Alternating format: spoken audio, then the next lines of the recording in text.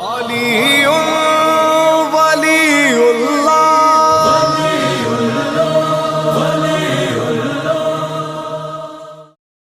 ہے دابۃ الارض کا خروج۔ یہ بات یاد دلا دوں کہ ہر نشانی کے بارے میں تعویلات بھی ہو سکتی ہیں اور اختلافات بھی ہو سکتے ہیں۔ بڑی چھوٹی سی مثال کہ اللہ کے رسول کی وہ حدیث مبارک، اس میں آپ نے ارشاد فرمایا کہ دجال کا خروج یقینی ہے، اور دجال کی علامت ایک آنکھ جو پیشانی پر بیان کی گئی۔ اب سرکار ختم یہ مرتبہ صلی اللہ علیہ وآلہ وسلم کے اپنے دور مقدس میں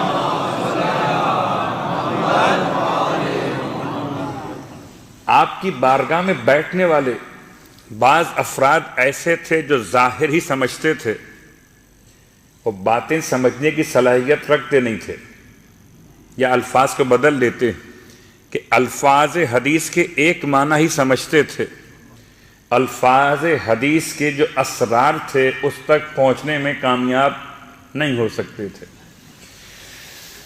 اور اس کے لیے وہ روایت کے جملے کے ایک ایسے شخص کو ملاحظہ کر لیا، ایک مخصوص شخصیت نے، کہ جو اتفاق سے میڈیکلی مسئلہ ہو سکتا ہے، شکم مادر میں آنے والے آج بہت سی ایسی مثالیں موجود ہیں کہ انسان ناقص ہے، انسان غیر کامل ہے، ولادت ہو گئی، انسان کی ایک آنکھ ہے، انسان کی 3 آنکھیں، انسان کی 4 آنکھیں، ہو سکتا ہے کوئی شکم مادر کے مسائل میں، انسان کی خلقت میں کوئی اس طرح کا عنوان سامنے آ گیا ہو۔ اس طرح سے وہ تلاش کرتے تھے کہ پورے لوگوں میں ڈھونڈتے تھے شاید کوئی ایک آنکھ والا مل جائے۔ تو کہتے ہیں اس صاحب کو ایک آنکھ والا مل گیا۔ بہت غور کیجئے گا، کل کی روایت سے بات کو متصل کرتے ہوئے دابۃ الارض، یہ ہے دجال۔ دابۃ الارض نشانی 1، دجال کا نکلنا نشانی 2، اور دجال کی علامت آج بھی دجال کے لفظی معنی کیا وہ الگ موضوع ہے۔ دجال کی شکل کیا کہ وہ ایسی ہوگی کہ ایک آنکھ اس کی پیشانی پر بنی ہوگی۔ تو موصوف نے کسی شخص کو ملاحظہ کر لیا، حیات پیغمبر کا واقعہ، اور ملاحظہ کر کے پیغمبر کی بارگاہ میں آئے اور آ کر کہتے ہیں یا رسول اللہ، میں نے دجال کو ڈھونڈ لیا ہے اور میں ابھی جا کے اسے مار کے آتا ہوں۔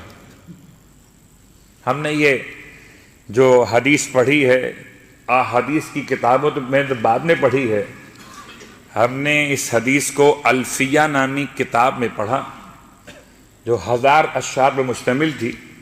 اس میں صرف ادبیات کی بحث تھی صرف و نحو کے حوالے سے۔ اس کی شرح علامہ جلال الدین سیوطی کے نام سے سیوطی کہلاتی ہے۔ اس میں یہ ایک مثال تھی، صلوات پڑھے محمد و آل محمد۔ وہ مثال کہاں پر تھی؟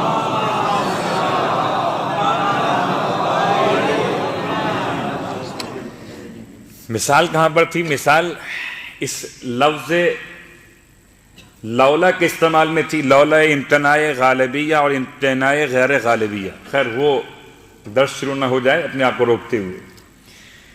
تو الفاظ کیا تھے کہ اللہ کے رسول کی خدمت میں آ کر موصوف نے، جن کو آپ بہت اچھی طرح جانتے ہیں تاریخ کی روشنی میں، آ کر یہ جملہ کہے تھے کہ میں نے دجال کو دیکھ لیا ہے اور میں دجال کو جا کر ابھی مار دیتا ہوں، نہ دجال رہے گا نہ فتنہ اٹھے گا۔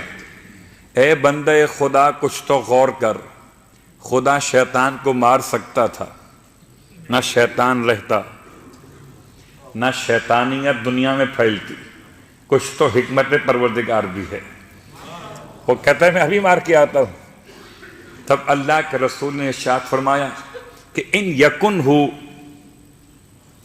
اگر وہ واقعاً دجال ہے، فلن تسلط علیہ، تو ہرگز اس پر مسلط نہیں ہو سکتا۔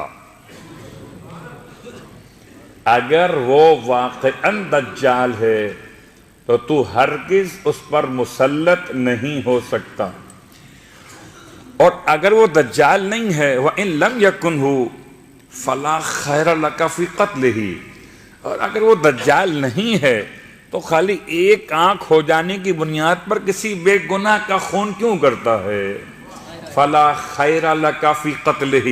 اب ہم اپنے لحاظ سے کہیں کہ دجال کو کیا ماریے گا، آپ کسی میدان میں رکے ہوتے تو خیال کیا جاتا کہ آپ مار بھی سکتے ہیں۔ صلوات پڑھے محمد وآلہ محمد۔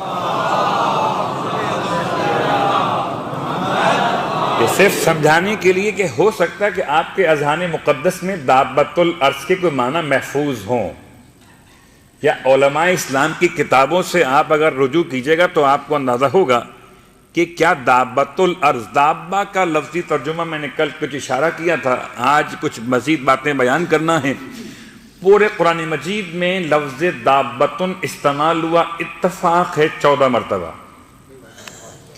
لیکن یہ سبحان اللہ کا مقام تو صرف 14 کے نام سے ہے۔ قرآن مجید میں دابہ کا لفظ ہر مقام پر ایک معنی میں استعمال نہیں ہوا، یہ اظہار محبت وہ اپنے مقام پر رکھی ہے۔ تو یہ 14 مرتبہ دابہ کا لفظ قرآن میں استعمال ہوا، اور ان میں سے زمین پر چلنے والوں کی ایک مثال، کبھی صورتوں کے نام سے ہم اور آیتوں کے نام سے حوالے یاد کرتے ہیں، کبھی پاروں کے نام سے بھی حوالے یاد کرتے ہیں۔ تو ایک پارے کا نام یہی ہے، وَمَا مِن دَابَّةٍ۔ اب جنہیں پاروں کے نام اگر یاد ہوں تو انہیں آسانی سے ایڈریس معلوم ہو جائے گا کہ یہ سورہ مبارکہ ہود کے درمیان کے کچھ واقعات ہیں جن پروردگار نے رزق مسئلے کو لفظ دابہ سے یاد کیا۔ 12ویں پارے کی پہلی آیت، 12ویں پارے کی پہلی آیت، وَمَا مِن دَابَّةٍ إِلَّا عَلَى اللَّهِ رِزْقُهَا۔ اور روئے زمین پر چلنے والا کوئی بھی ایسا نہیں جس کا رزق اللہ کے ذمے نہ ہو۔